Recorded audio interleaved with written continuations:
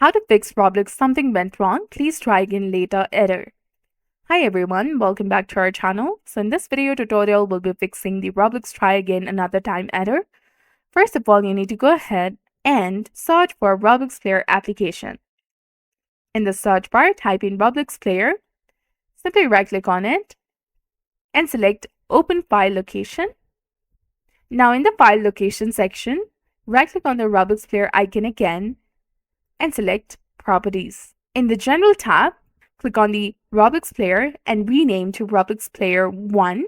Well, after that, go to the Compatibility tab, that is beside the shortcut, and check the box labeled Run this program in compatibility mode 4 and select Windows 8 from the drop-down menu. Check the box labeled as Disable Full Screen Optimizations and run this program as an administrator. And then click on Apply and then click on OK to save the changes. And this should definitely help you fix the error. So this was all about it. This is exactly how you can fix the Roblox something went wrong, please try again later error. So if you found this guide helpful, please don't forget to like, comment, share, and subscribe to our channel for more amazing tips and tutorials. Thanks for watching. See you in the next one.